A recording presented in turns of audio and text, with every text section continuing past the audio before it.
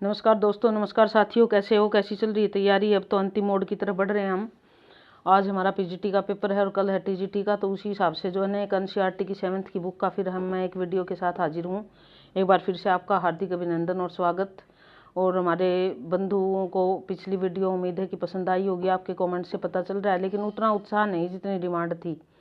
तो देख लेते हैं हम 7th की एनसीईआरटी की मोटी मोटी बातें, क्योंकि ज़्यादा डिटेल कराने की, जैसे कि मैंने कल कहा था, समय नहीं है। देखते रहिए, लाइक करें, शेयर करें, अपने दोस्त मित्र बंधुओं को अवश्य भेजें ताकि उनको भी फ़ायदा हो जाए। और जो नए आए हैं हमारे बच्चे, वो सब्सक्राइब अवश्य करें। और ये छोटे बच्चों के लिए भी, जो छठी 7वीं 8वीं पढ़ा रहे हैं, उनके लिए भी ऑब्जेक्टिव टाइप प्रश्न जो है काम के है। पहला प्रश्न है हमारा, पहली कविता हमारी, हम पंछी उन्मुक्त गगन के। कविता की लाइनें शिवमंगल सिंह सुमन की। पक्षियों के बारे में बताया है कि हमें खुला आकाश ही अच्छा लगता, हमें बंधन अच्छा नहीं लगता, भले ही सोने के पिंजरे में डालो हमें वो भी अच्छा नहीं लगता। इसी तरह कहती है कि वो सोने की कहता है, उसमें रखी मैदा की कटोरी से तो हमें कटुक निबोली अच्छी लगती है, क्योंकि उनसे टकरा टकरा कर हमारे पंख टूट जाएंगे। वो खुले में रहना चाहते, क्षितिज को छूना चाहते। कुछ इस प्रकार का सार है कविता का। तो देख लेते हैं क्या है।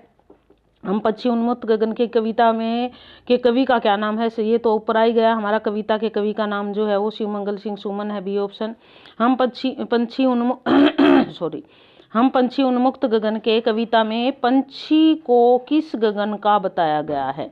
उन्मुक्त मतलब खुले गगन का, नीले। उन्मुक्त गगन के, उन्मुक्त बताया है, ए ऑप्शन रहेगा इसका, ए। उसके बाद अगला देख लीजिए, तीसरा प्रश्न क्या कहता है। कवि के अनुसार पक्षी किस दशा में नहीं गा पाएंगे? कवि कहता है यदि पक्षियों को पिंजरे में बंद कर दिया जाए तो वो अपना गान भूल जाएंगे, पिंजरबद्ध ना रह पाएंगे। यानी कि पिंजरे में बंद होकर, उसकी पिंजरबद्ध होकर वो कभी भी नहीं गा पाएंगे। तो ये सी ऑप्शन रहेगा। पक्षी के पिंजरे की तीलियां किस धातु से बनी हुई है? कनक तीलियों से टकराकर पुलकित पंख टूट जाएंगे, ये पंक्ति है। तो किससे बनी हुई है? कनक मन सोना, सोने के उससे बनी हुई है, धातु से। पक्षी कैसा जल पीने वाले हैं? पक्षी कहते हैं हम तो कि झरनों का बहता जल पीने वाले हैं, हमें ये चांदी की कटोरी में जल अच्छा, सोने की कटोरी में जल अच्छा नहीं लगता। तो बहता जल पीने वाले हैं, वो बी ऑप्शन आएगा। उसके बाद अगला देख लीजिए, छठा, कवि ने कटुक निबोरी को किससे भली बताया है? अभी थोड़ी देर पहले बात की थी। कनक कटोरी के अन्न से, कनक कटोरी के मैदा से, मैदा बता कहते हैं मैदा से अभिप्राय अन्न से है। तो कनक कटोरी यानी कि सोने की कटोरी में यदि उसे अन्न खाने को मिलेगा, उससे भी अच्छी वो किसको मानते हैं? कड़वी निबोली को। बंदी बना पक्षी किसके सपने देखता है? वो कहता है कि कब ऐसा होगा जब मैं पेड़ की फुनगी पर बैठ के झूला झूलूंगा। तो वो वृक्ष की यानी कि तरुगी फुनगी पर झूला झूलने की कल्पना करता है वो। पक्षी के कैसे अरमान थे? पक्षी के अरमान थे कि वो नीले आकाश में उड़े और सीमा पार करने के लिए होड़ा होड़ी लगाता रहे। तो नीले नभ की सीमा पाने के लिए, उसकी सीमा को नापने के लिए वो उड़ता रहे, वो होड़ लगाता रहे, ये उसकी कामना थी। अगला प्रश्न देख लीजिए। अरमान शब्द का अर्थ क्या है? अरमान का मतलब क्या है? अरमान का मतलब इच्छा ही होता है, कामना होता है, इच्छा होता है। तो सी ऑप्शन रहेगा, ये हमारे अरमान थे, यानी कि ये इच्छा थी। कहता है कि ये अरमान थे कि एक दूसरे से ओढ़ा ओढ़ी करते, जो ना उड़ते, और फिर या तो क्षितिज मिलन बन जाता है या तंती सांसों की डोरी, कुछ इस प्रकार है। अगला है, श्रृंखला का क्या अर्थ है? श्रृंखला का मतलब जंजीरें होता है, और यहाँ भी जंजीरें ही है। श्रृंखला का मतलब, पक्षी अपनी चोंच में कौन से दाने चुग कर लाना चाहते हैं? अनार के दाने चुग कर लाना चाहते हैं, वो सी ऑप्शन आएगा। होड़ा होड़ी का होना क्या अभिप्राय है? मुकाबला होना या प्रतिस्पर्धा होना, ये होड़ा होड़ी आ जाएगा। उसके बाद क्षितिज किसे कहते हैं? जहाँ धरती और आकाश मिलते हुए प्रतीत होते हैं, यानी कि ऐसे लगता है जैसे धरती और आकाश मिल रहे हैं, उसको क्षितिज कहते हैं। उसके बाद अगला प्रश्न है कि पक्षी मनुष्य को किस में विघ्न न डालने के लिए कहते हैं? वो कहता है कि तुम हमारी आज़ादी में या हमारी उड़ान में विघ्न मत डालो।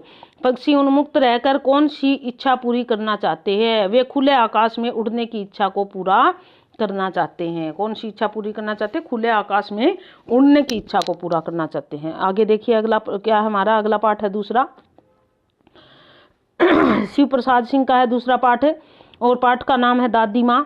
दादी माँ कौन सी? दादी जो हमारे घरों में होती है उन्हीं दादी माँ की बात है। यहाँ दादी माँ का एक विशेष महत्व होता है बच्चों के लिए, ये भी उसी प्रकार का लेख है एक। दादी माँ शीर्षक कहानी है और उस कहानी के लेखक का नाम है शिव प्रसाद सिंह, ये आ जाएगा। लेखक की कौन सी कमजोरी का वर्णन किया गया है? थोड़ी सी कठिनाई में घबराने की उसकी कमजोरी थी, थोड़ी सी मुसीबत आ जाती थी उसको बहुत बड़ा समझ लेते थे और उसमें घबरा जाते थे, उसी का जिक्र है यहाँ पे। लेखक ने किसकी याद में धुंधली छाया बताया है? किसकी याद को धुंधली छाया बताया है उन्होंने? लेखक ने अपने दादी माँ की याद को, जो उनकी दादी माँ थी याद, उनकी याद को उन्होंने धुंधली धुंधली छाया बताया है। लेखक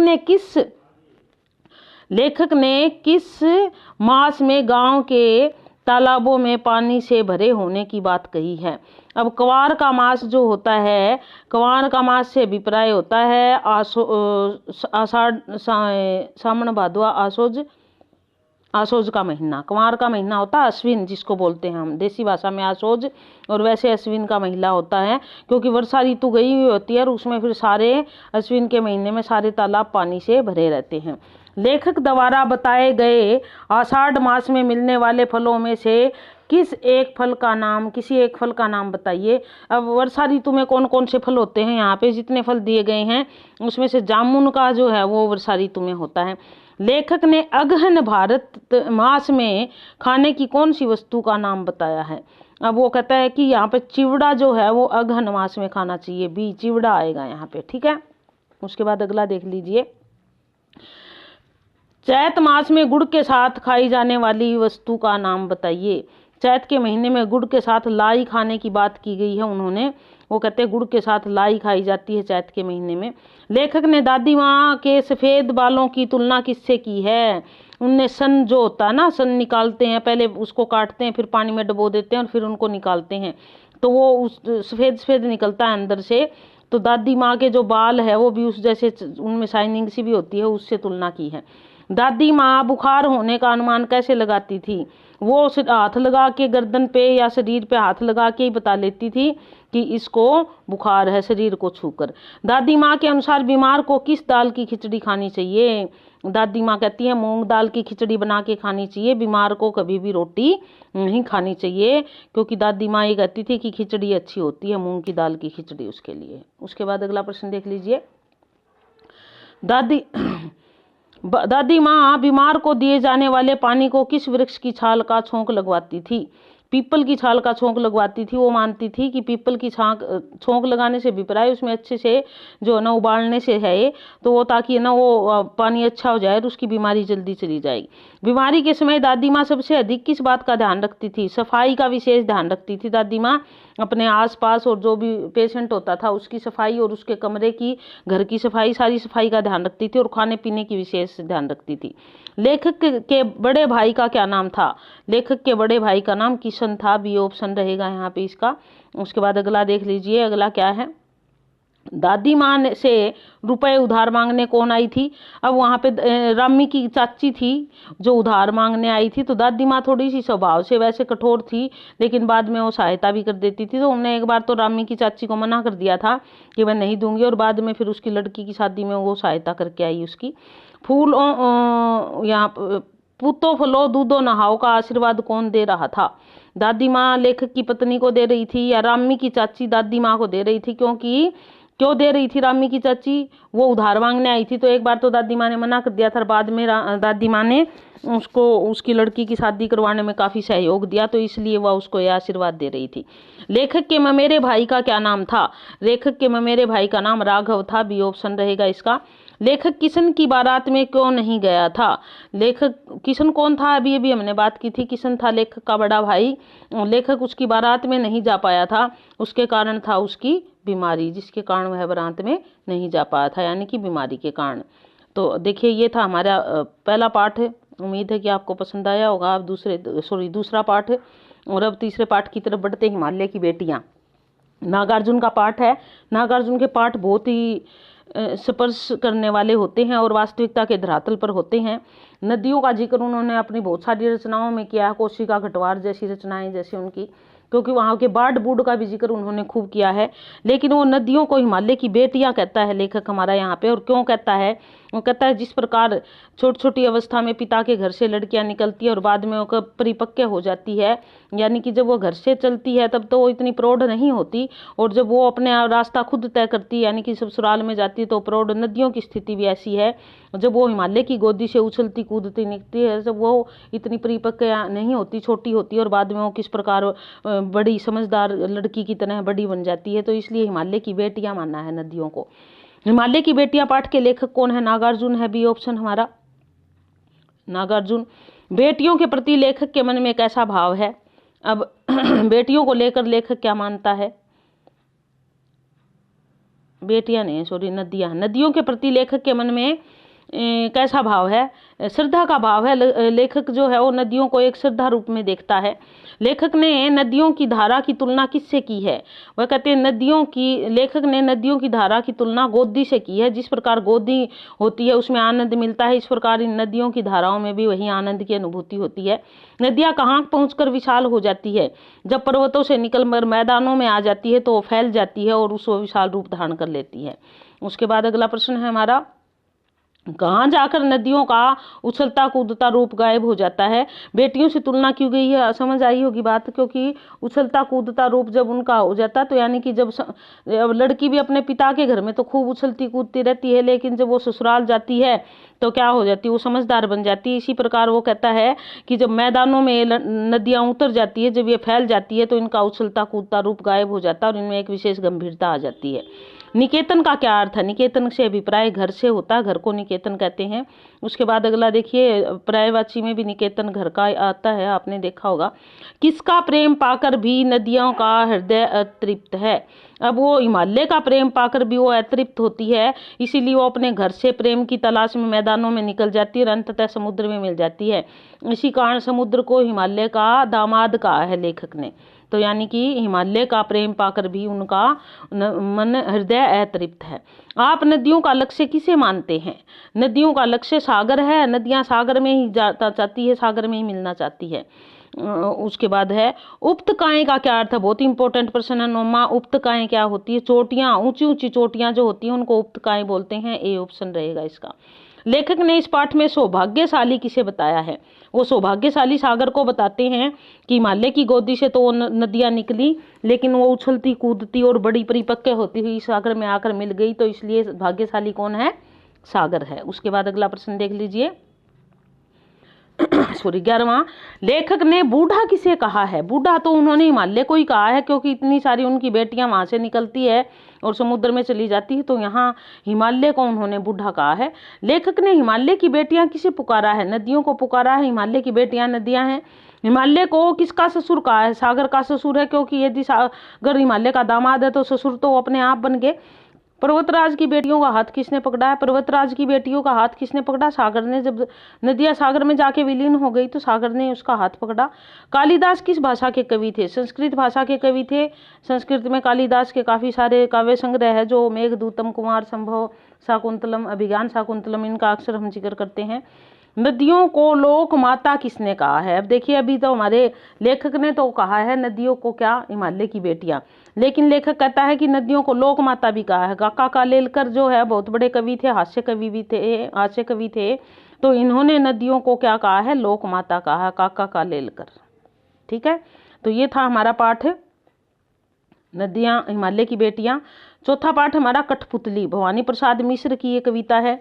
भवानी प्रसाद मिश्र को हमने 11th क्लास में भी कर लिया था। इनकी घर की याद जो पिता के नाम से है, तो इस प्रकार भवानी प्रसाद मिश्र को हमने वहाँ किया है। अगर ज़्यादा डिटेल देखनी है तो उसको देखें आप, NCERT 11वीं 12वीं की। कठपुतली कविता के लेखक का नाम क्या है? लेखक तो है ही हमारे भवानी प्रसाद, जिनका अभी अभी जिक्र किया है हमने। दूसरा प्रश्न देख लेते हैं क्या है। कौन गुस्से से उबल कर बोला? अब यहाँ पर जो न कठपुतलियों को नचाते हैं तो कठपुतलियों को भी गुस्सा आया और वो उबल कर बोली कि हम अपने पैर पर खड़ा होना चाहती है। पहले एक कठपुतली बोली, फिर उसकी देखा देखी दूसरी बोली, और इस प्रकार कह के सारी कठपुतलियां अपने आप को स्वतंत्र करना चाहती है। फिर पहली कठपुतली को चिंता भी हो जाती है कि अगर हम स्वतंत्र होगी तो कैसे संभाल पाएंगे सबको। इस प्रकार की एक छोटी सी कविता बच्चों के उसकी स्तर की। कौन गुस्से से उबलकर बोला? कठपुतली गुस्से से उबलकर बोली। कठपुतलियां किससे बंधी हुई है? धागों से बंधी हुई है। वो धागे ही नचाते कठपुतलियों को। पांव पर छोड़ना का क्या अर्थ है? पांव पर छोड़ना मतलब स्वतंत्र कर देना, यानी कि उसको बिल्कुल अपने दम पे खड़ा करने के लिए छोड़ देना, तो स्वतंत्र होना है। पांव पर खड़े होने का अभिप्राय क्या है? जैसे कई बार आपने देखा होगा कि कई बार बच्चे भी कहते हैं पांव पे खड़े हो जाए या अपने पैरों पे खड़ा हो जाए, फिर ये काम करे वो करे, तो यानी कि स्वतंत्र होना, इंडिपेंडेंट होना, अपने लायक हो जाना। उसके बाद है, उन्होंने मन के छंद नहीं हुए थे। किन के मन के छंद नहीं हुए थे? कठपुतलियों के मन के नहीं हुए थे, क्योंकि उनको तो उनका जो मालिक होता था वो जिस तरह नचाना चाहता था उसी तरह नाचती थी। तो किन के मन के छंद नहीं हुए थे? कठपुतलियों के नहीं हुए थे।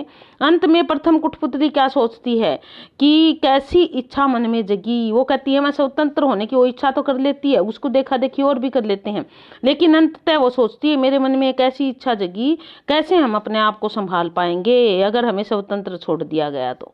उसके बाद कठपुतलियों को किससे नचाया जाता है? धागे उनके बांध के उंगलियों पे धागे बांधता है जो नचाता है, और पर्दे के सामने कठपुतलियां नाचती है और पर्दे के पीछे से वो उनको नचाता है, तो धागों से नचाता है, बी ऑप्शन रहेगा। उसके बाद अगला देख लीजिए प्रश्न हमारा मिठाई वाला। अगला प्रश्न बहुत ही अच्छा सा प्रश्न है, ना सॉरी पाठ है मिठाई वाला 5वां। और इस पाठ मिठाई वाले में क्या होता है? भगवती प्रसाद वाजपेयी इसके लेखक है, और एक व्यक्ति होता है जिसका अपना परिवार घर किसी कारण से उनसे छूट जाता है, उनकी मृत्यु हो जाती है उनके बच्चों की किसी एक्सीडेंट में, और फिर वो दूसरे बच्चों में अपने बच्चे खोजने लगता। बहुत अच्छा खासा बिजनेस है, लेकिन उसके बाद भी कभी मिठाई बेचने आता, कभी बांसुरी बेचने आता, कभी खिलौने बेचने आता, कुछ बेचने आता है, क्योंकि वो किसी न किसी रूप में बच्चों का सानिध्य पाना चाहता है। और एक महिला होती है जो उसको पहचान लेती है, और ये मिठाई बेचने वाला है, यही तो बांसुरी बेचने के लिए आया था और ये खिलौने बेचने के लिए बार बार यही आता है। तो एक दिन वो उससे पूछती है, तो वो बताता है कि ऐसे ऐसे मेरा ये बेचने का मकसद सिर्फ यही है कि मैं अपने बच्चों को इन बच्चों में ढूंढता हूँ और मुझे खुशी मिलती है। तो इस प्रकार ये मिठाई वाला पाठ है। मिठाई वाला नामक कहानी के लेखक का नाम भगवती प्रसाद वाजपेयी है, तो ये ऑप्शन रहेगा इसका। मिठाई वाला घर में सबसे पहले क्या बेचने के लिए आता है? सबसे पहले वो मिठाई वाला नगर में क्या बेचने के लिए आता है? पहले वो खिलौने वाला बन के आता है, बहुत सारे खिलौने लेकर आता है और बहुत सारे बच्चे उसके पीछे पीछे घूमते, बड़ी मधुर आवाज में वो आवाज लगाता है, खिलौने वाला आया, मिठाई वाला आया, बांसुरी वाला। किसके आने पर युवतियां चिकों को उठाकर नीचे झांकने लगती है? अब जो युवतियां होती थी, वो खिलौने वाला जब आया तो वो पहले क्या होता था, पर्दा प्रथा थी और उसके पीछे चिक लगी हुई थी, जैसे घरों के आगे, उनके पीछे झांक झांक के देखती है भाई मिठाई वाला ना, वो खिलौने वाला कैसे खिलौने ले रहा है, उसके पास कैसे खिलौने हैं। बच्चे किसे देखकर पुलकित हो उठते हैं? खिलौने वाले को देखकर बच्चे बहुत ही पुलकित यानी कि खुशी से भर जाते हैं। राय विजय बहादुर का रोहिणी के साथ क्या संबंध था? राय विजय बहादुर की पत्नी थी रोहिणी, और रोहिणी मिठाई वाले को जब वो खिलौने वाला मिठाई वाला बन के आता है तो उसको पहचानती है कि ये कुछ दिन पहले खिलौने बेचने आया था। वो कभी कभार आता है, अक्सर रोज नहीं आता, कभी कभी बेचने आता है। तो वह रोहिणी और उसका पति पत्नी का रिश्ता है, यानी कि पति पत्नी का रिश्ता है। उसके बाद राय बहादुर की पत्नी है रोहिणी। खिलौने वाला कितने महीने बाद नगर में दूसरी बार आया था? लगभग 6 महीने बाद जो है वो दूसरी बार नगर में आया था। खिलौने वाला दूसरी बार नगर में क्या बेचने आया? दूसरी बार जो है वो पहले खिलौने बेचने आया और दूसरी बार आया वो मुरली बेचने के लिए आया, 2 पैसे की मुरली दे रहा था वो। उसके बाद है ना, मिठाई वाला अपनी मुरली को कितने पैसों में बेचता था? मिठाई वाला अपनी मुरली को 2 पैसों में बेचता था। 2 पैसे आएगा यहाँ पे, 2 पैसों में। और जब रोहिणी के पति लेने जाते हैं तो वो कहता है कि ये वैसे तो महंगी है पर 2 पैसे की दे रहा हूँ, तब वो मोल भाव करता है। तो वो कहता है कि ये तो मैंने 1000 मुरलियाँ बनवाई थी, तब जाके जो है वो इतनी सस्ती पड़ी है, इतने में नहीं आती है, कुछ इस प्रकार की बात भी हुई थी। कहानी में मिठाई वाले की उम्र लगभग कितनी बताई गई है? 30-32 साल का बताया गया हो। इंपॉर्टेंट प्रश्न है, 30-32 वर्ष है उसकी उम्र। मिठाई वाला कैसा साफा बांधता है? वो बीकानेरी साफा बांधता है, जो प्रिंटेड बीकानेरी होते हैं वो। और उसके बाद अगला प्रश्न देख लीजिए, भैया है मुरली बजाने में वह एक उस्ताद है, ये शब्द किसके विषय में कहे गए हैं? ये जो मिठाई वाला मुरली बेचने के लिए आया था तो अब वो मुरली वाला हो गया था, तो मुरली वाले के लिए कहे गई हैं। चुन्नू मुन्नू के पिता का क्या नाम है? राय विजय बहादुर है चुन्नू मुन्नू के पिता। चुन्नू मुन्नू किसके बच्चे हैं? रोहिणी और विजय बहादुर के बच्चे हैं वो।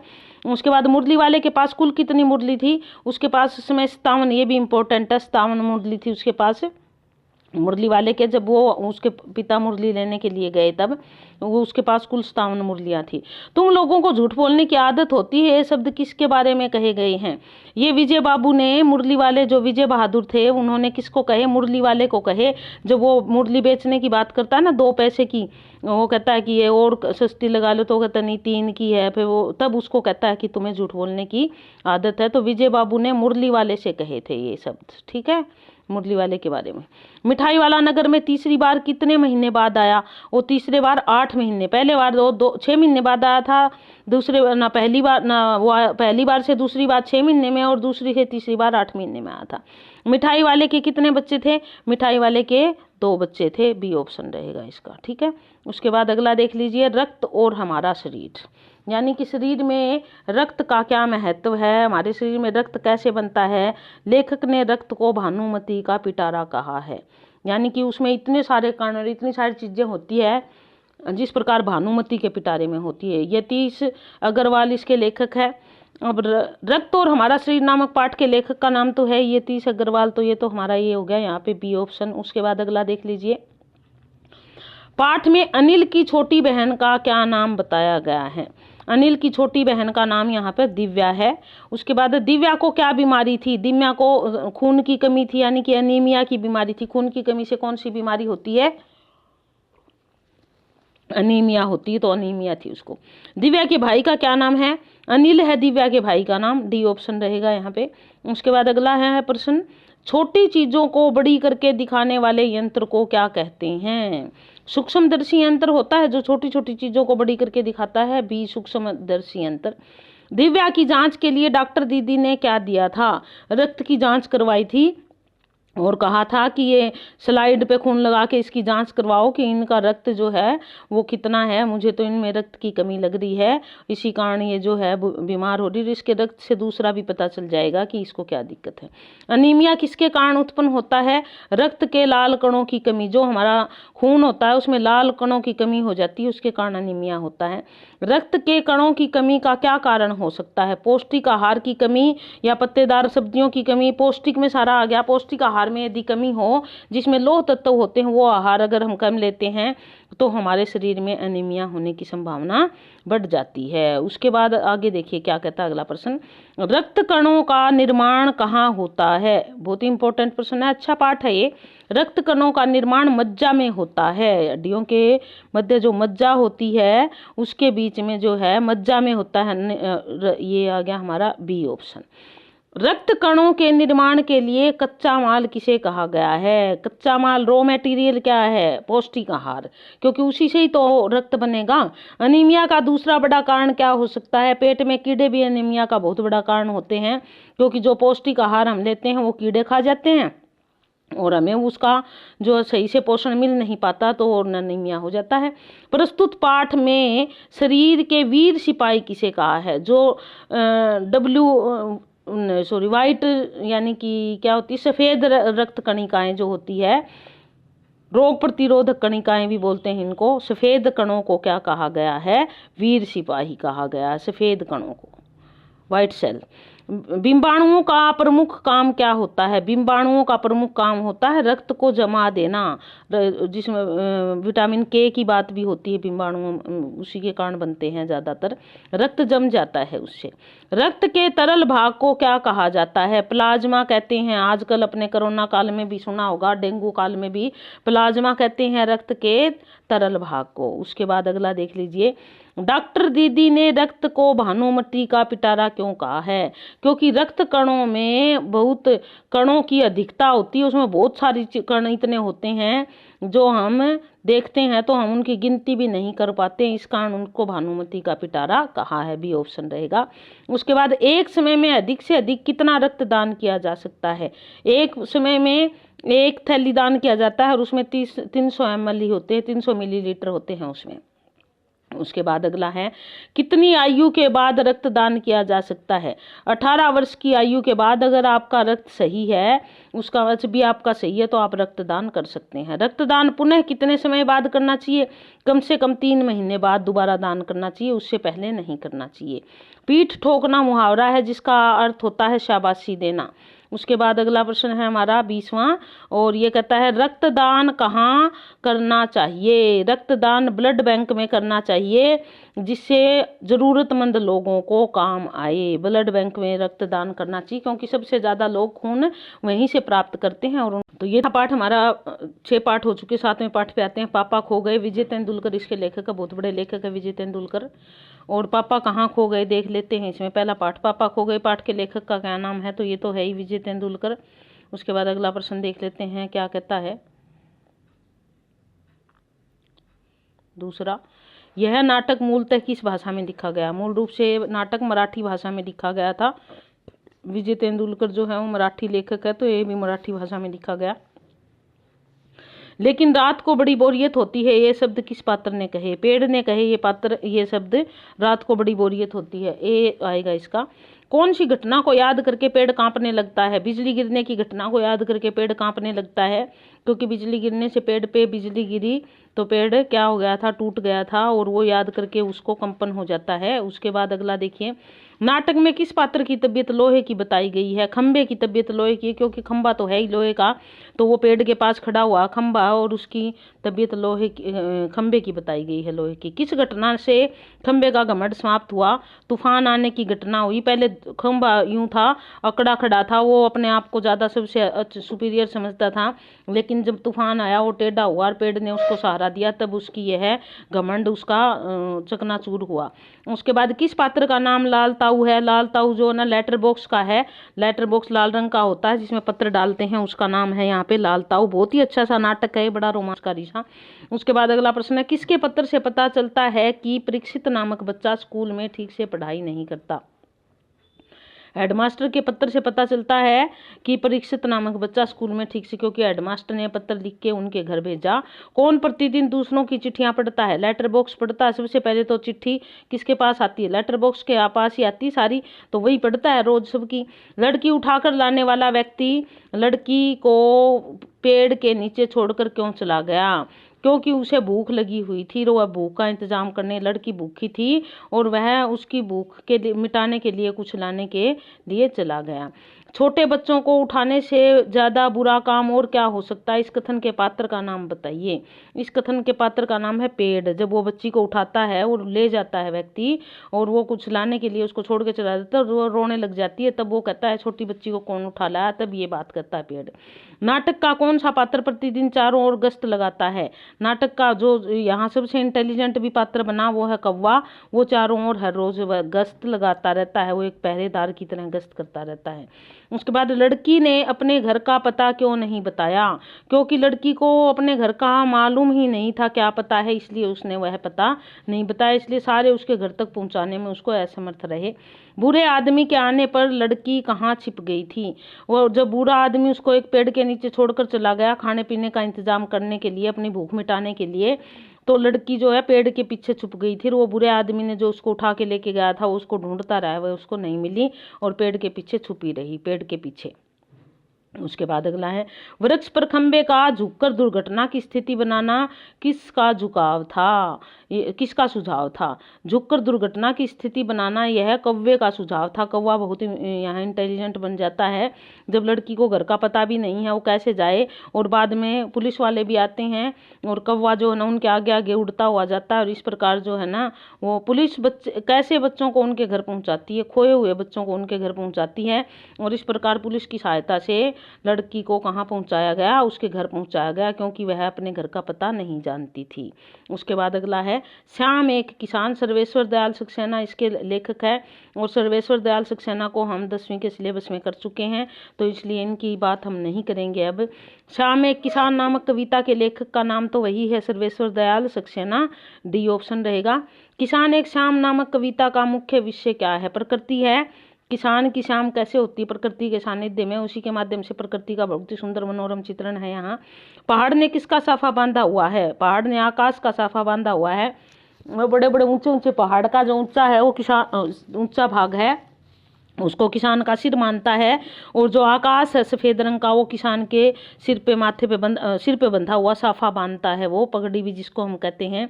वह पगड़ी जो है उसने किसने, आकाश की बांधी हुई है। उसके बाद अगला है, नदी किस प्रकार की लग रही है? ऐसे लग रही है जैसे किसान के घुटनों पर धोती पड़ी हुई है, चादर पड़ी हुई है। तो वो एक फैली हुई चादर की भांति लग रही है, जैसे किसान ने अपने घुटनों पर एक चादर डाल रखी है, तो चादर की भांति। किस वृक्ष के फूल अंगीठी की आग की भांति दहक रहे हैं? पलाश के लाल लाल फूल खिले हुए हैं चारों ओर, ऐसे लग रहा है जैसे किसान ने अपने खेत में अंगीठी जला रखी है और उसके अंगारे दहक रहे हैं, जल रहे हैं। कविता में किस वस्तु को औंधी हुई दिखाया है? चिलम। किसान की जो पीने की चिलम है, जो किसान पीता है, उसको जैसे पी के उसने मोदी मार दी, औंधी कर दी हो, तो वो कहता है कि ऐसे लगता है जैसे कि क्या हो गया यहाँ पे, किस वस्तु को औंधी दिखाई गई है? चिलम को औंधी दिखाई है, चिलम औंधी मारता है। पूर्व में अंधेरा कैसे बैठा हुआ है? पूर्व दिशा में अंधेरा जो है वो भेड़ों के समूह की भांति बैठा हुआ है, दुबक के बैठा हुआ है, क्योंकि जल्दी जैसे सूरज निकलेगा और वो भी छट जाएगा, तो इसलिए वो जिस प्रकार भेड़ों का समूह है एक दूसरे में मुंह डाल के बैठता है, अंधेरा भी इस प्रकार छुप के बैठा हुआ है। चिड़िया की बच्ची अगली कविता है 9वीं। और चिड़िया की बच्ची कैसी है देखिए, देखते हैं। कहानी जनेंद्र कुमार की है, चिड़िया की बच्ची कहानी छोटे बच्चों के लिए। तो पहली का कविता जो है, इसके लेखक का नाम क्या रहेगा? जनेंद्र कुमार रहेगा। माधव दास ने नई कोठी किसकी बनवाई थी? माधव दास ने संगमरमर की नई कोठी बनवाई थी, सी ऑप्शन रहेगा। ये भी बच्चों की बात है, चिड़िया के छोटे छोटे बच्चे हैं और वो किस प्रकार जो है उन बच्चों को अपने घर लाना चाहते हैं। सेठ माधव दास ने कोठी के सामने क्या बनाया था? कोठी के सामने एक उसने बगीचा बनाया था।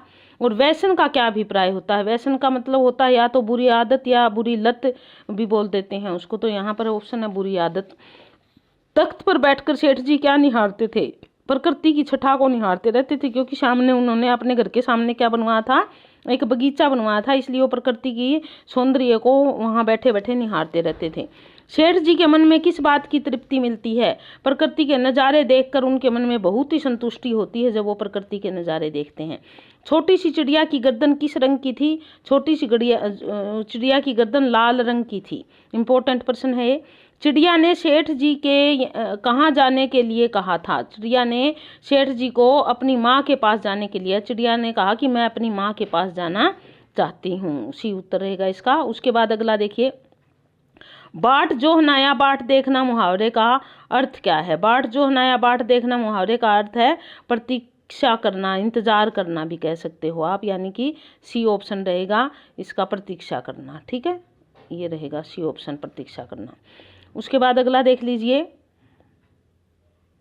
अगला पाठ है हमारा, मुझे तुम और तो कुछ मत समझो, मैं अपनी माँ की हूँ। ये शब्द किसने किससे कहे? ये शब्द चिड़िया ने कहे।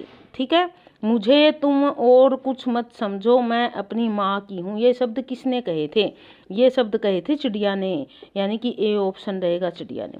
चिड़िया ने महाभाज्य किसे कहा है?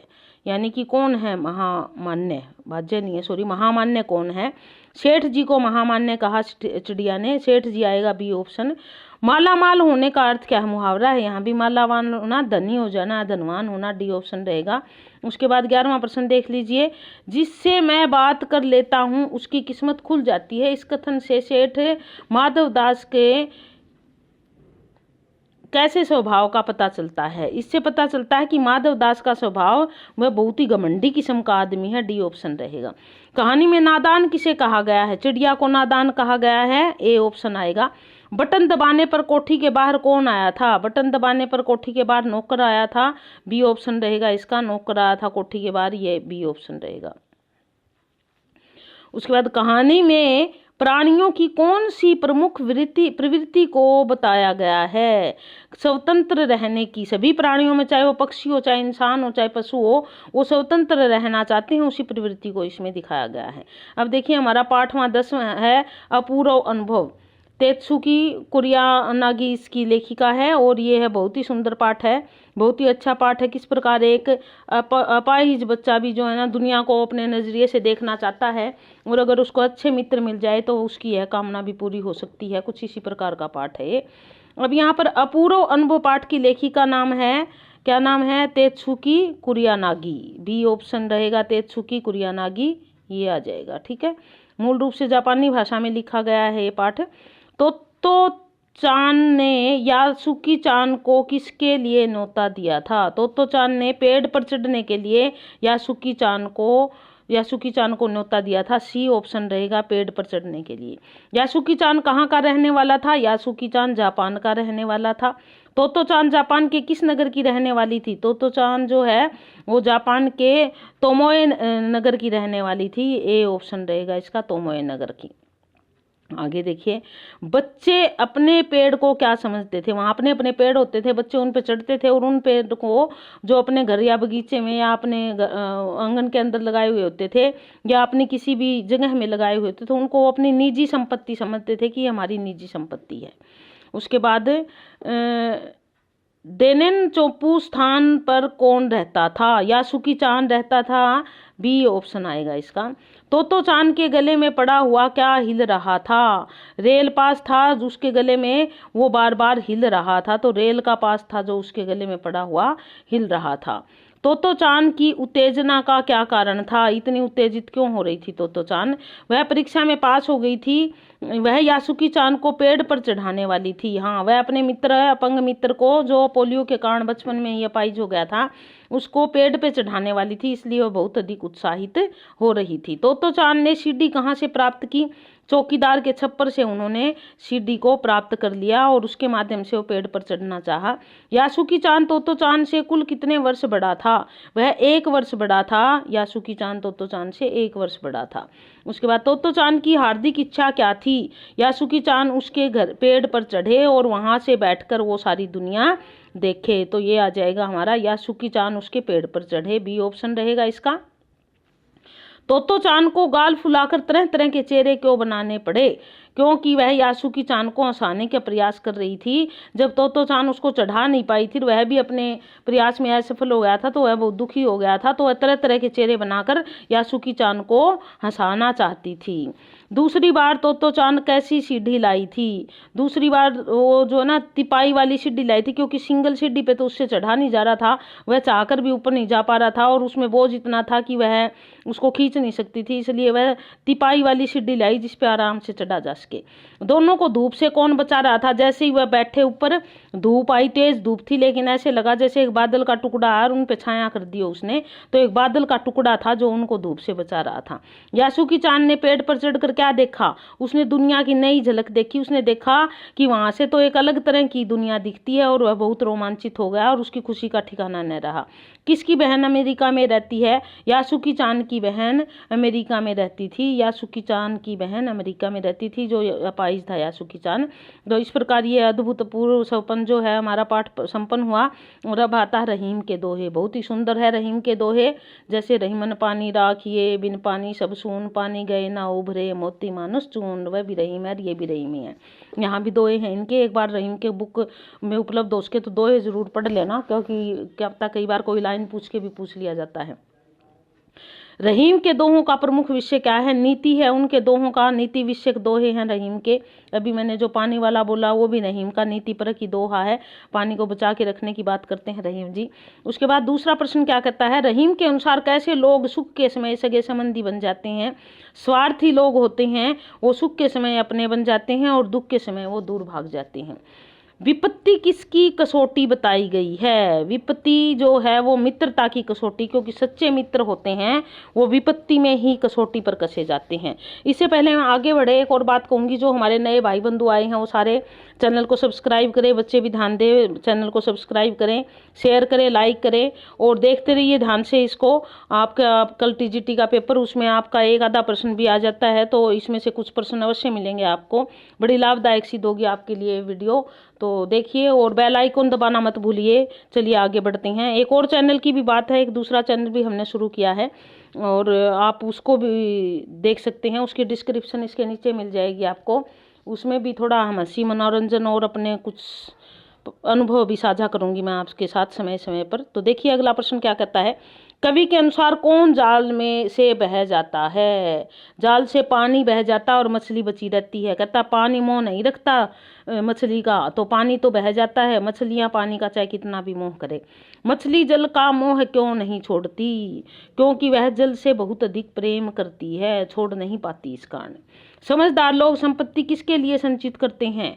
परहित हेतु। वो कहता है कि संपत्ति का संचयन तो सिर्फ दूसरों की भलाई के लिए करना चाहिए, ना तो अपने परिवार के लिए, ना अपने पुत्रों के लिए, किसी के लिए भी नहीं करना चाहिए, अपितु इसलिए संचयन करना चाहिए कि उससे भलाई के कार्य हो सके।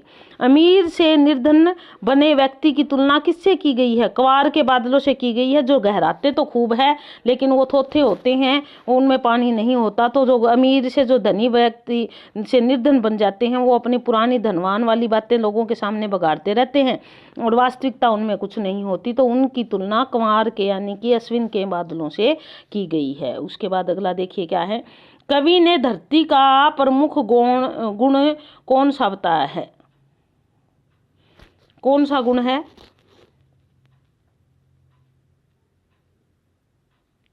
सुंदरता का, सहनशीलता का, उपजाऊ होने का, विशाल। सहनशील है धरती, यही गुण बताया है सहनशीलता का। कौन से लोग संपत्ति को दूसरों के लिए संचित करते हैं? सज्जन लोग जो होते हैं, जो अच्छे लोग होते हैं, वो संपत्ति का संचयन दूसरों के लिए करते हैं। रहीम जी ने मानव शरीर को किसके समान धैर्य धारण करने वाला बताया है? कहता है मनुष्य को तो धरती के समान धैर्य धारण करके रहना चाहिए, तभी उसका जीवन सफल है। उसके बाद 11वां प्रश्न, पठित दोहों के आधार पर दोह में कौन अपनी वस्तुओं का प्रयोग नहीं करते? तालाब और वृक्ष जो है उसका जिक्र किया। कहता है तरवर फल नहीं खात, सरवर पीत न पान। तो तालाब और वृक्ष की बात की गई है यहाँ पे। मनुष्य को भी इसी प्रकार होना चाहिए, उनको स्वार्थी होकर सारी चीजें अपने लिए नहीं करनी चाहिए, अपितु उनको दूसरों के लिए भी करनी चाहिए। तो इस प्रकार ये हमारा पाठ हो गया। अब अगला पाठ देखते हैं, अगले पाठ में क्या छुपा हुआ है। 12वां पाठ है कंचा, बहुत ही रोमांचकारी और अच्छा सा पाठ है। कंचा पाठ टी पदम नाभम का है, नाभन का है ये। और इसमें एक बच्चा है जो कंचा, वही जो हम जिनसे खेलते हैं, वो छोटी छोटी बॉल होती है कांच की, उनको ही कंचे बोलते हैं। वो एक दुकान अपने स्कूल में जाता है, फीस लेके जाता है और रास्ते में उसको एक दुकान में कंचे दिखते हैं और उन कंचों को लेकर वो इतना प्रभावित होता है कि एक कल्पना की दुनिया में खो जाता है और काल्पनिक रूप से उन कंचों में चला जाता है वो, और देखता है जार धीरे धीरे बहुत बड़ा हो गया, उस जार में ही समाहित हो गया और फिर वो उन कंचों से खेलने लगा। अब वो फीस देने जाता है, फीस देता नहीं और सोचता है वो पैसे बचा लेता है और बाद में आके उन सारे पैसों के कंचे ले लेता है। धीरे से जब वो घर आता है तो रास्ते में उसके कंचे बिखर भी जाते एक जगह हैं और फिर घर आने के बाद उसकी माँ पूछती है कि ये इतने सारे कंचे कहाँ से लाया? तो वो बताता है कि ये फीस के पैसे थे, उससे मैं कंचे ले आया। और इस प्रकार करके जो है ना ये पाठ है पूरा कंचा। ठीक है, सॉरी, टी पदम नाभम इसके लेखक है। पहला प्रश्न है हमारा कंचा कहानी है, ये किस विधा के अंतर्गत आता है? अगर ये पूछा जाए तो ये क्या है? कहानी है कंचा। इसके लेखक का नाम है टी पदम नाभन, बी ऑप्शन। अप्पू स्कूल जाते समय किस कहानी का मजा ले रहा था? कौवा और सियार की कहानी का मजा ले रहा था वह स्कूल जाते समय, कौवा और सियार की कहानी सुन रहा था। उसके बाद अगला है अप्पू किस बात पर जोर से हंस पड़ा था? कौन सी ऐसी बात हुई थी जिससे जोर? वहाँ पर कोए की मूर्खता की बात जब आई थी कि कौवा काँव काँव करने लगा और उसका टुकड़ा गिर गया और सियार उठा के भाग गया, जब कुएं ये बात आई तो वह हंसने लगा था। अप्पू रास्ते में किस स्थान पर रुक गया था? वह एक दुकान पर रुक गया था जिस दुकान के बाहर कंचे रखे हुए थे। अप्पू ने दुकान पर कौन सी नई एवं सुंदर वस्तु देखी थी? कंचों का भरा हुआ जार देखा था जो आज उसको पहली बार दिखाई दिया था और वह उसे बहुत अच्छा लगा था। अप्पू को अकेले क्यों खेलना पड़ता था? अप्पू अक्सर अकेला खेलता था क्योंकि उसकी छोटी बहन की मृत्यु हो गई थी। वह बहन भाई उसका और कोई नहीं था, वह अकेला ही था, इसलिए वह अकेला खेलना पड़ता था उसको। लेखक ने कंचों की तुलना किससे की है? आंवले से की है। हरे हरे कंचे, बड़े बड़े कंचे, उन्होंने कहा कि ये आंवले के समान है कंचे, तो उन्होंने कंचे की तुलना किससे की है? आंवले से की है। उसके बाद अगला देख लीजिए, अगला प्रश्न क्या कहता है। आरंभ में अप्पू ने कंचे खरीदने से क्यों इनकार कर दिया? शुरू में जब वो कंचे खरीदने की बात होती तो वो इनकार कर देता क्योंकि उसको स्कूल जाने की जल्दी थी और वह स्कूल की वो सोच रहा था कि मेरे पास पैसे भी नहीं है तो मैं स्कूल की फीस के पैसे है तो स्कूल में दूंगा, लेकिन मुख्य जो कारण था उसे स्कूल जाने की जल्दी थी और इसलिए उसने कंचे खरीदने से मना कर दिया। और फिर जब फीस देने की बात आई तब भी उसके मन में संशय रहा, फीस दूं ना दूं। अप्पू को अध्यापक ने क्या सजा दी थी? बेंच पर खड़ा कर दिया था उसको, ये सजा दी थी। कक्षा में मल्लिका के बाद कौन बैठी थी? कक्षा में मल्लिका के बाद अम्मू बैठी हुई थी, सी ऑप्शन आएगा। जॉर्ज कौन है? यहाँ पर प्रश्न नंबर 11, जॉर्ज अप्पू का सहपाठी था जो कंचे खेलने में बहुत ही माहिर था और वह उसका मित्र था, और इसीलिए जॉर्ज कंचे खेलता था, इसी के कारण अप्पू का भी कंचों के प्रति अच्छा रुझान बना था, इसीलिए उसने क्या किया था? कंचे खरीदे थे। उसके बाद अगला देख लीजिए, अगला प्रश्न क्या कहता है हमारा, प्रश्न नंबर 12, जॉर्ज स्कूल क्यों नहीं आया था? आज जब अप्पू ने कंचे लिए थे तो जॉर्ज स्कूल नहीं आया था क्योंकि वह बीमार था और बीमारी के कारण स्कूल नहीं आया था। मास्टर जी ने कक्षा में कौन सा पाठ पढ़ाया था? अब मास्टर जी जो है वो कक्षा में रेलगाड़ी वाला पाठ पढ़ा रहे थे और वह रेलगाड़ी के बारे में बच्चों को चीख चीख के बता रहे थे बहुत अच्छे से, जोर जोर से। और तब उसका अप्पू का ध्यान कहाँ था? अप्पू का ध्यान तो अपने कंचों में था। तो इस प्रकार वो मास्टर जी उस समय क्या पढ़ा रहे थे? रेलगाड़ी का पाठ पढ़ा रहे थे। उसके बाद अगला देख लीजिए, रेल का इंजन किससे चलता था? जब शुरू की रेल आई थी तो रेल का इंजन जो है ना भाप की शक्ति से चलता था, यानी कि भाप से चलता था रेल का इंजन। ठीक है, उसके बाद अगला देखिए, कहानी में लोहे का बड़ा पिप्पा किसे कहा गया है? लोहे का बड़ा पिप्पा जो है ना, कहाँ उसमें रेल का जो बड़ा बॉयलर होता है जिसमें कोयले डाले जाते हैं उसको लोहे का बड़ा पिप्पा कहा गया है। सांस रोकना मुहावरे का अर्थ क्या है? सांस रोकने का मतलब होता है डरना, सांस बंद होना, चुप होना, मर जाना। सांस रोकना, रुकना नहीं है, यहाँ पे रोकना है, ये चीज ध्यान देने की जरूरत है। सांस रोक लेना मतलब या तो सहम जाना या डर जाना, ये होता है, तो ए ऑप्शन रहेगा इसका। आंखों में चिंगारियां सुलगना का अर्थ क्या है? आंखों में बहुत अधिक क्रोधित होना, आंखों में चिंगारियां सुलगने लगी यानी कि बहुत अधिक क्रोधित हो, बहुत अधिक गुस्सा हो जाना। आंखों में चिंगारियां होने से अभिप्राय है बहुत अधिक गुस्सा हो जाना, ये ऑप्शन रहेगा इसका। उसके बाद अगला 18वां प्रश्न हमारा, स्कूल का चपरासी क्या नोटिस लेकर आया था? स्कूल का चपरासी नोटिस लेकर आया था कि फीस भरवाई नहीं, क्योंकि उसने फीस के पैसों से क्या ले लिया था? कंचे ले लिए थे। अप्पू को कच्चा खाने की किसकी इच्छा हुई थी? ड्राइवर की इच्छा हुई थी कि वह अप्पू को कच्चा खा जाए। क्यों इच्छा हुई थी? क्योंकि उसकी गाड़ी के आगे अप्पू आ गया था और उसके सारे कंचे रोड पे बिखर गए थे और फिर वो क्या हो गया था, वो कंचे समेटने में लग गया था और उसको कई देर तक गाड़ी रोकनी पड़ी थी, इसलिए उसकी इच्छा ऐसी हुई थी।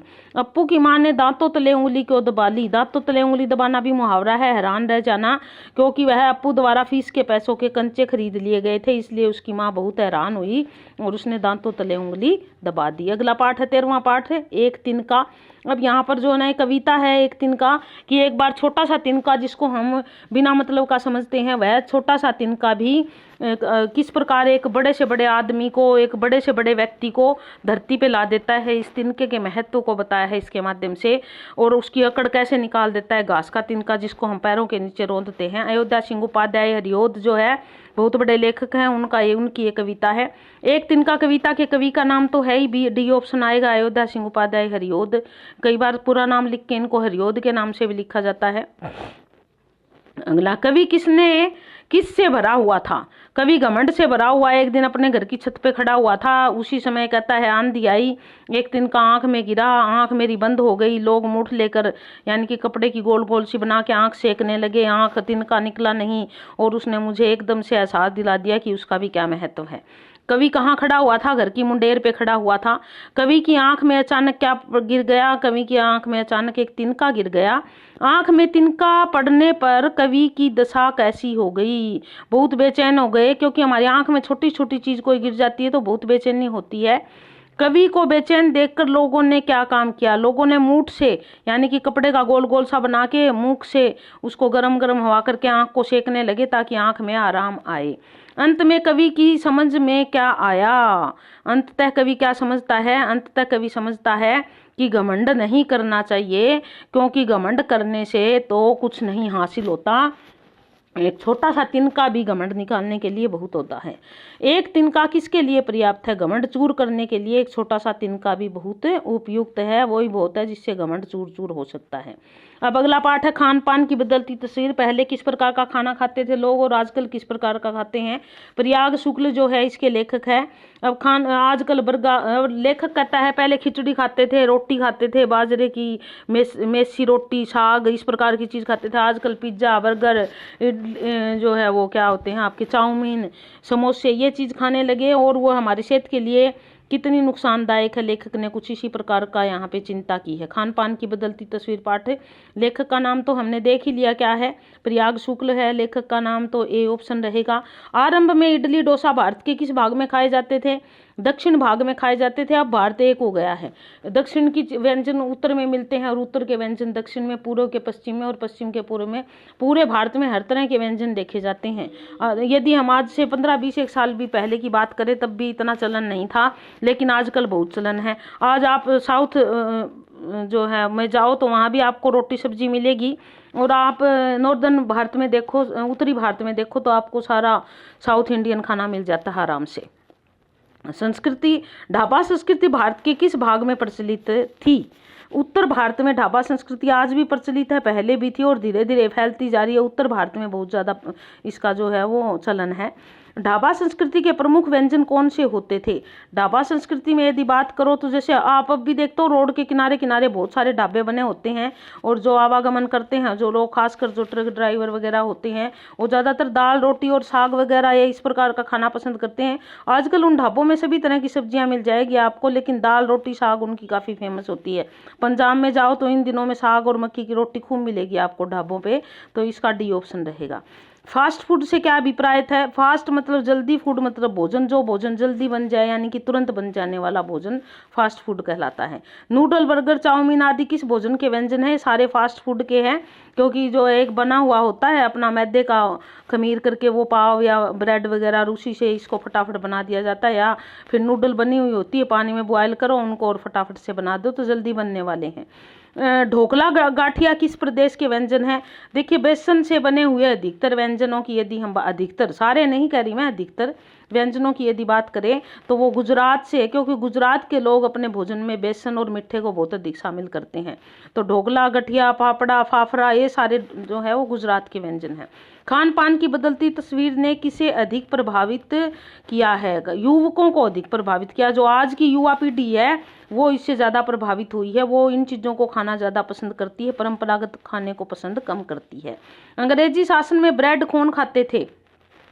अंग्रेजी शासन में वैसे तो लोग ब्रेड अंग्रेज खाते थे और भारतीयों को शहरों में अगर खानी भी पड़ती थी तो बीमार होते थे तभी खाते थे। अगर कोई सही सलामत होता था तो ब्रेड नहीं खाता था, यूँ कहता था बीमार लोगों का खाना है। तो बम्बई का कौन सा व्यंजन प्रसिद्ध है। बम्बई की पाव भाजी जो है वो छोले दही, ये दही बड़ा, पेड़े, छोले कुलचे तो है नहीं, इनमें से जो दिए हुए हैं उसमें पाव भाजी जो है वो फेमस है उसकी। उसके बाद है छोले कुलचे किस नगर के प्रसिद्ध है।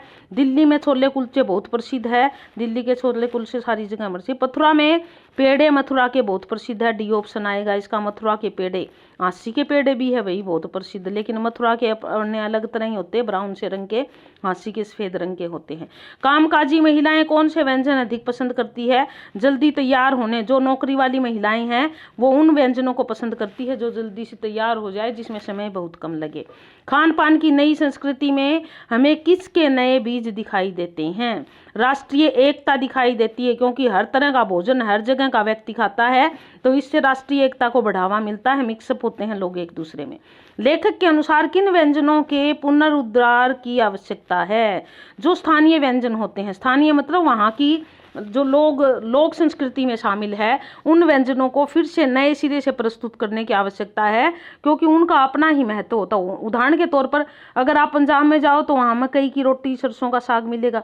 आप राजस्थान में जाओ वहाँ बाजरी की रोटी कढ़ी इस प्रकार का मिलेगा। आप गुजरात में जाओ वहाँ कढ़ी ढोकला इस प्रकार का मिलेगा। यानी कि जो स्थानीय व्यंजन, और फिर छोटे छोटे अगर जगह को बांट दिया जाए, जैसे मान लो हरियाणा की बात करो, अगर आप पश्चिमी हरियाणा को देखो तो यहाँ लोग सर्दियों में बाजरे खिचड़ी खाते हैं। अगर आप पूर्वी हरियाणा की बात करो या उत्तर पूर्व हरियाणा की बात करो तो वहाँ लोग मक्की की रोटी साग इस प्रकार के व्यंजन ज़्यादा खाते हैं।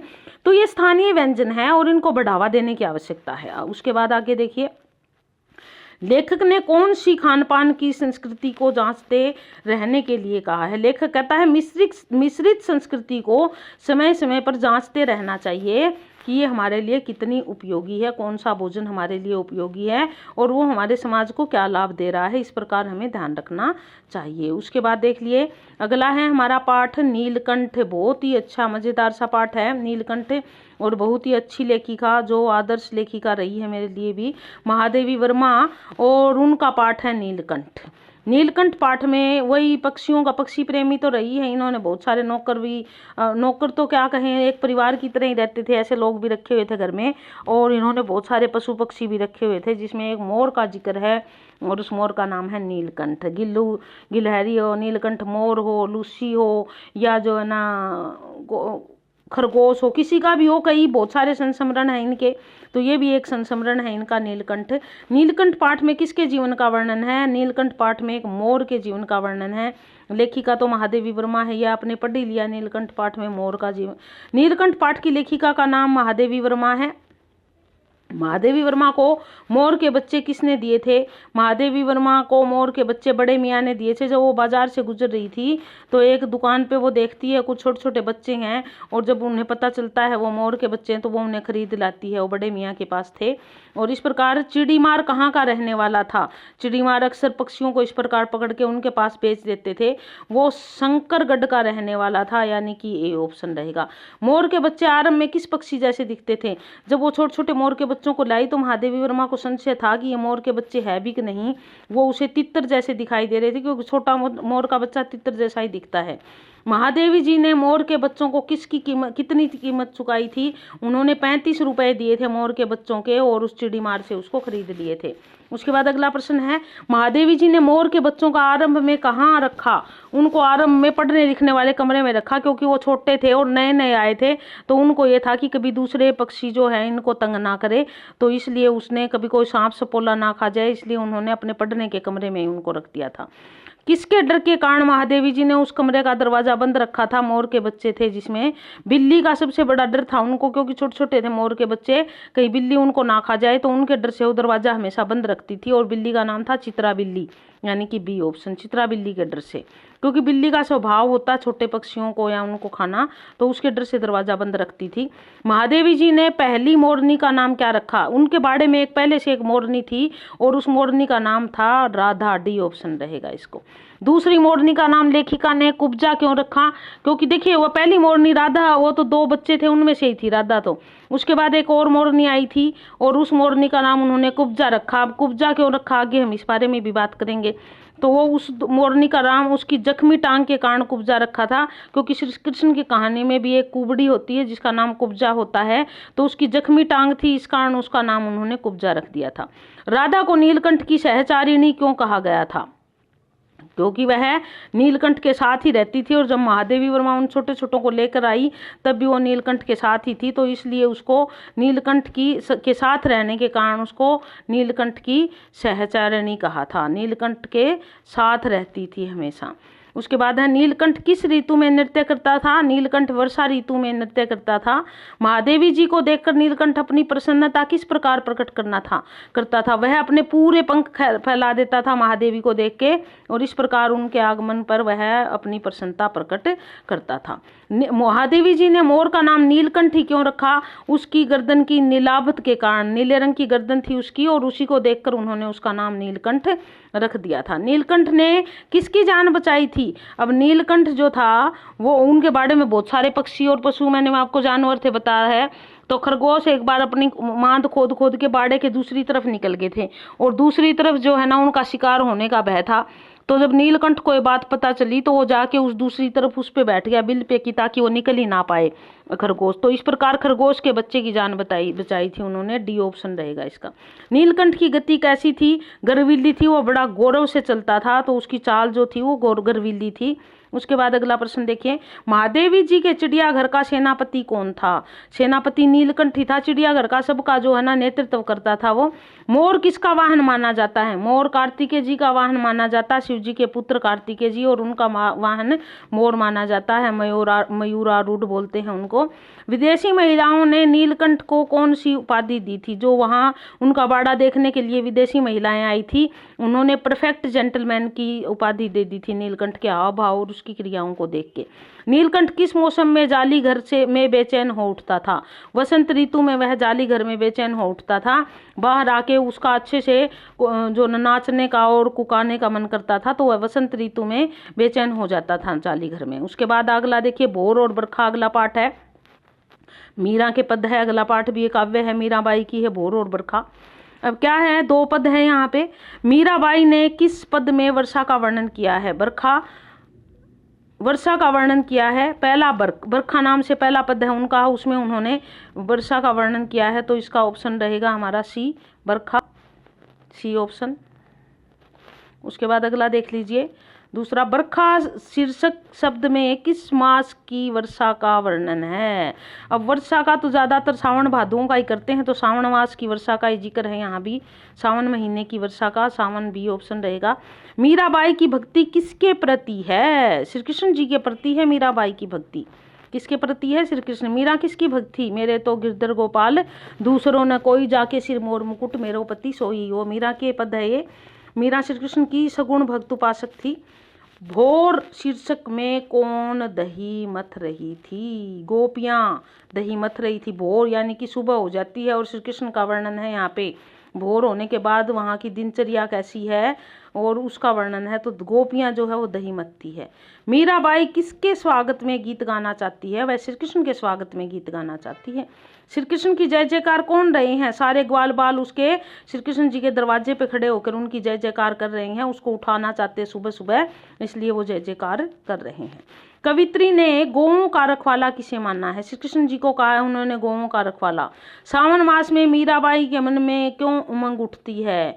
वह श्री कृष्ण जी से के आने की भनक पाती है, वो सोचती है श्री कृष्ण जी आ गए और इसलिए उनके मन में उमंग उठती है। बिजली चमकने से किस बात का पता चलता है? वर्षा होने वाली है, इस बात का पता चलता है। जैसे गड़गड़ कर बादल आते हैं सावन के महीने में, तो ऐसा लगता है बिजली चमकती है तो जैसे अभी वर्षा आएगी।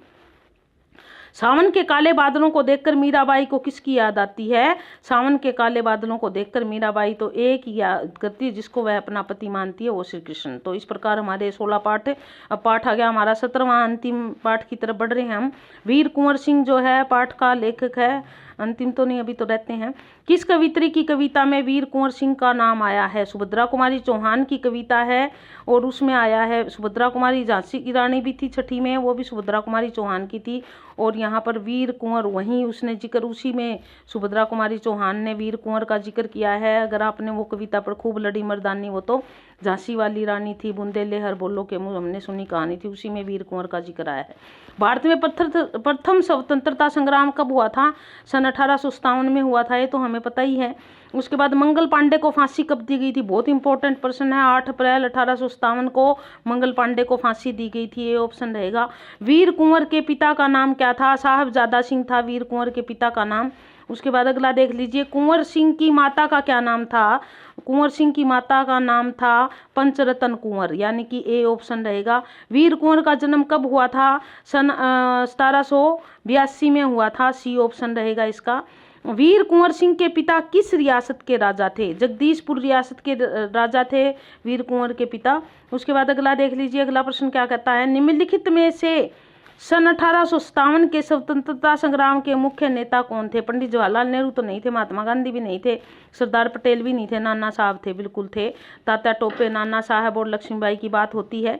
निम्नलिखित में से सन 1857 के स्वाधीनता संग्राम में कौन सा नेता नहीं था? अकबर नहीं था, अजीमुल्ला खान थे, बहादुर खान थे और बख्त खान भी थे, अकबर नहीं थे, ए ऑप्शन रहेगा। अकबर मुगल बादशाह हुए हैं तो वो 1857 के संग्राम में नहीं थे और अकबर का समय 16वीं शताब्दी है। उसके बाद अगला देख लीजिए, निम्नलिखित में से वीर कुंवर सिंह को बचपन में कौन सा शौक नहीं था? चौपड़ खेलने का उनको शौक नहीं था, यदि ये घुड़सवारी करते थे, तलवारबाजी करते थे और कुश्ती भी लड़ते थे, लेकिन वो चौपड़ नहीं खेलते थे। वीर कुंवर सिंह ने आजमगढ़ में अंग्रेजी सेना को कितनी बार हराया? वीर कुंवर सिंह ने आजमगढ़ में अंग्रेजी सेना को 2 बार हराया था। 2 बार अंग्रेजी सेना को मुंह की खानी पड़ी थी। किस तिथि को वीर कुंवर सिंह ने जगदीशपुर विजय की पताका फहराई थी? जगदीशपुर पर विजय की पताका 23 अप्रैल 1858 को उन्होंने अंग्रेजों को हराकर जगदीशपुर पर अपनी पताका फहरा दी थी। वीर कुंवर सिंह की मृत्यु कब हुई थी? 26 अप्रैल 1858 को उनकी मृत्यु हो गई थी। वीर कुंवर सिंह किस प्रकार के युद्ध में निपुण थे? वो छापामार युद्ध में निपुण थे। छापामार युद्ध के कारण ही वो अंग्रेजों की बड़ी सी टुकड़ी से अपनी छोटी टुकड़ी के साथ जीत गए थे। तो वो है छापामार युद्ध में बहुत ही सक्षम थे। किस अंग्रेज सेना अधिकारी की गोली वीर कुंवर के हाथ पर लगी थी? हाथ पर लगी थी, फिर भी वो हार नहीं मानी थी उन्होंने। और लड़ सेनापति डगलस था उस समय, जो झांसी की रानी के समय भी इसकी बात हुई है, उसकी गोली लगी थी उनके हाथ पे। किस संत की प्रेरणा से, अगला प्रश्न है 16वां प्रश्न, किस संत की प्रेरणा से वीर कुंवर सिंह के मन में देशभक्ति की भावना जागृत हुई थी? बसुरिया बाबा था जिसको वो मानते थे, उनकी प्रेरणा से उनके मन में देशभक्ति की भावना जागृत हुई थी। वीर कुंवर सिंह किस मेले में जाकर क्रांति की योजना तैयार करता था? देखिए, मेलों में क्या होता था, बहुत सारे लोग इकट्ठे होते थे और ऐसे में इकट्ठे लोगों के साथ जो देशभक्ति और क्रांति की बात करना थोड़ा आसान होता था, इसलिए वो सोनपुर मेले में जाता ही इस उद्देश्य था कि वहाँ लोगों से जाकर क्रांति की बात करे, देश की आज़ादी की बात करे। तो इस प्रकार एक स्वतंत्रता सेनानी वीर कुंवर की बात थी। अगला पाठ है हमारा 18वां पाठ, संघर्ष के कारण मैं तनुक मिजाज हो गया। धनराज पिल्लई हमारे हॉकी के बहुत बड़े खिलाड़ी, विनीता पांडे पत्रकार जिनने उनका इंटरव्यू लिया था, उन्हीं का लेख है ये। धनराज पिल्लई किस खेल में माहिर थे? हॉकी में माहिर थे। बहुत बड़े खिलाड़ी हुए हैं धनराज पिल्लई हॉकी के। उसके बाद अगला प्रश्न है हमारा, धनराज पिल्लई किस राज्य के रहने वाले थे? बहुत इंपॉर्टेंट प्रश्न है। महाराष्ट्र के रहने वाले थे वो। धनराज महाराष्ट्र के रहने वाले थे। धनराज पिल्लई को हॉकी खेलने की प्रेरणा किससे मिलती थी? उनके बड़े भाई भी हॉकी खेलते थे और उन्हीं से प्रेरित होकर वो कहते हैं, जब मैं 16 साल का था तब मुझे अपने भाई की पुरानी छड़ी मिली थी, पुरानी स्टिक मिली थी और तब वो बड़ा खुश हुआ था। उससे पहले वो लकड़ी से बनी छड़ी से ही हॉकी खेलता था, वैसे ही सामान्य छड़ी से। आगे कहता है, धनराज पिल्लई को पुरानी हॉकी स्टिक किसने दी थी? उनके बड़े भाई ने दी थी जो हॉकी खेलते थे। बी ऑप्शन रहेगा। धनराज का बचपन कैसा बीता था? वो अभाव में और कठिनाइयों से भरा हुआ था उनका बचपन, तो सी ऑप्शन रहेगा इसका। धनराज पिल्लई ने जूनियर राष्ट्रीय हॉकी का मैच कब खेला था? उन्होंने 1985 में जूनियर हॉकी का मैच खेला था। 1985 ऑप्शन रहेगा, जब वो अंडर 16 में खेले गए थे। उसके बाद धनराज पिल्लई को सीनियर हॉकी टीम में कब लिया गया? उनको सीनियर हॉकी टीम में अगले साल लिया गया, यानी कि 1986 को वो सीनियर हॉकी टीम में आ गए थे। 1985 को जूनियर में खेले और 1986 को वो सीनियर में आ गए थे। अगला प्रश्न है हमारा 8वां प्रश्न, क्या कहता है, धनराज पिल्लई तुनक मिजाज क्यों हो गए थे? तुनक मिजाज मतलब जल्दी चिढ़ने वाला। अपने संघर्ष के कारण हो गए थे, फिर उनको बातों पे जल्दी ही गुस्सा आने लग गया था, इस कारण वो तुनक मिजाज बन गए थे। धनराज पिल्लई अपनी प्रेरणा का स्रोत किसे मानते हैं? वो अपनी माँ से बहुत प्रेरित थे, शर्मिले से स्वभाव के थे और अपनी माँ से बहुत प्रेरित थे, अपनी माँ को प्रेरणा मानते हैं, तो ए ऑप्शन रहेगा इसका। धनराज पिल्लई तुनक मिजाजी होने के साथ साथ किस स्वभाव के इंसान थे? वो एक भावुक व्यक्तित्व के धनी थे। वो जल्दी भावुक हो जाते थे, खासकर अपनी माँ के संदर्भ में जब कोई बात आती थी तो बहुत जल्दी भावुक हो जाते थे। धनराज पिल्लई अपने परिवार के सदस्यों में सबसे अधिक किसके समीप थे? वो सबसे अधिक अपनी माता के समीप थे। अपनी माता से सारी बातें अपनी बांटते थे और माता के बहुत ज़्यादा नज़दीक थे। धनराज पिल्लई को कृत्रिम घास पर खेलने का अवसर कब मिला? पहले तो वो देखिए प्राकृतिक वातावरण में खेलते थे और जो विदेशों में जाते थे हमारे यहाँ के लोग तो कृत्रिम घास पर खेलते थे, तो उनको भी कृत्रिम घास पर खेलने का मौका 1988 में मिला था जब वो खेलने के लिए गए थे। डी ऑप्शन आएगा यहाँ पे। यह कोई जरूरी नहीं कि शोहरत पैसा साथ लेकर आए, ये शब्द किसने कहे थे?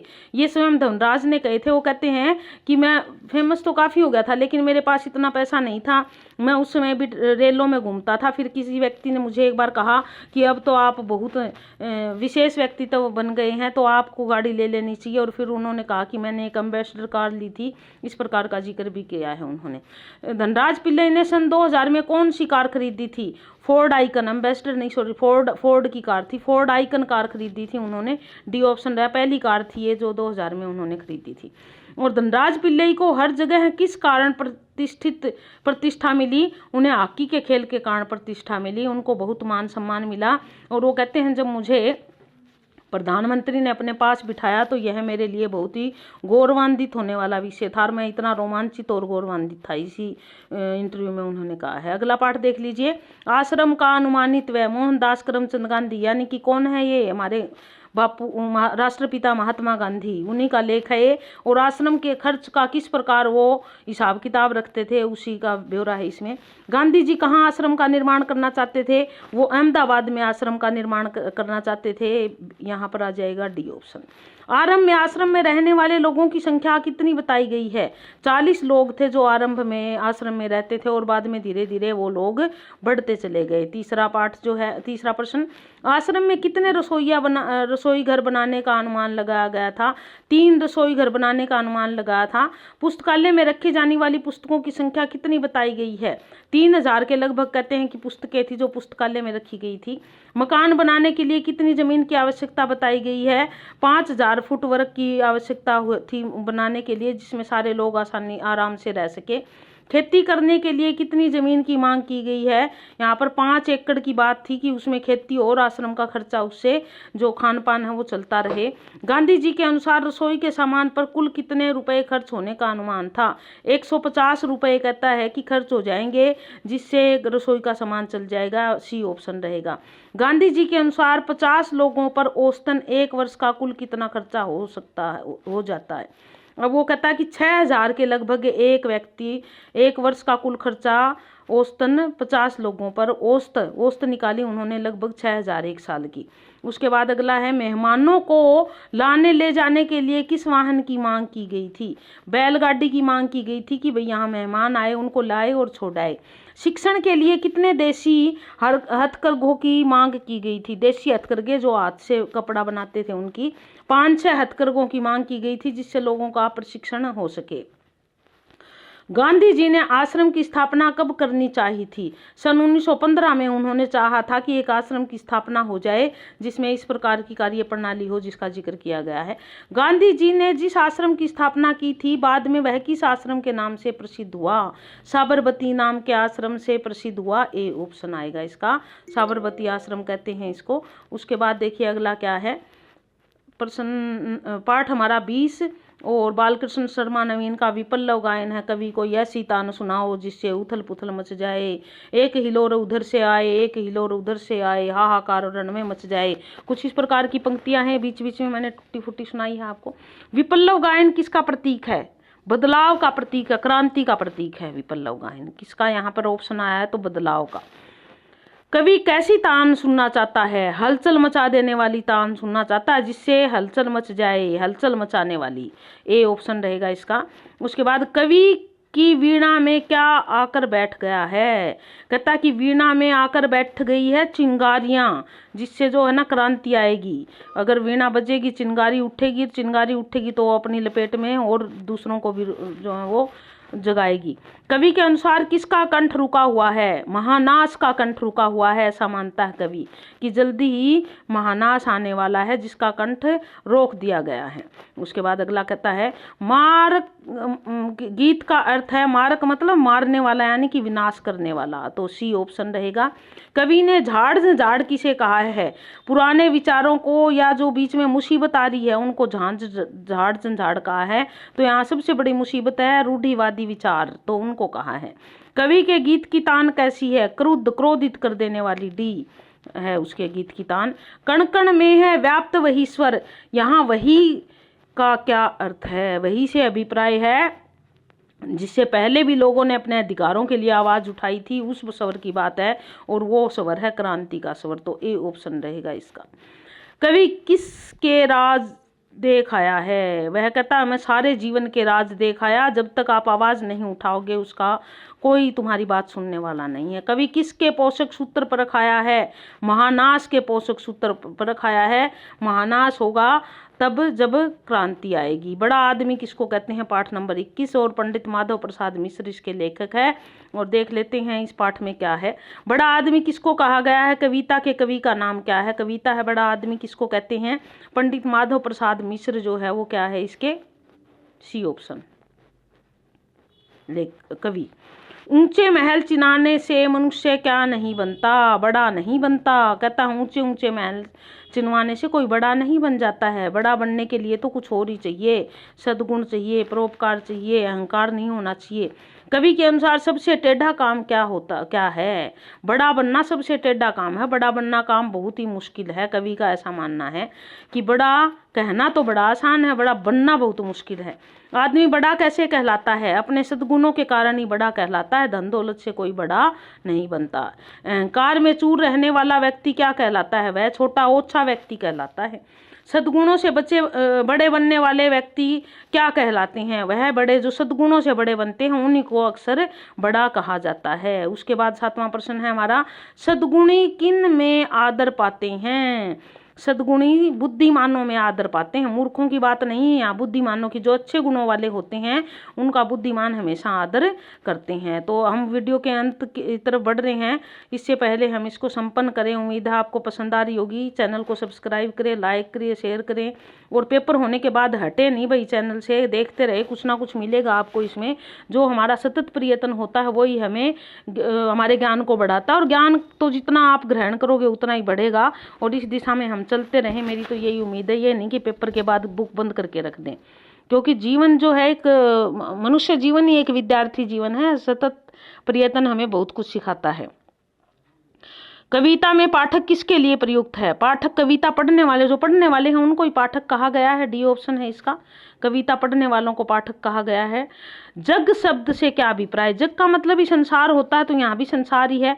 अनाथ शब्द जिसका कोई सहारा न हो, जिसका कोई भी नाथ ना हो, स्वामी ना हो, तो बेसहारा को अनाथ कहते हैं। अनाथ जिसका कोई नाथ ना हो। तो इस प्रकार ये जो है ना हमारा 7वीं की एनसीईआरटी के महत्वपूर्ण प्रश्नों की एक श्रृंखला पूर्ण हुई।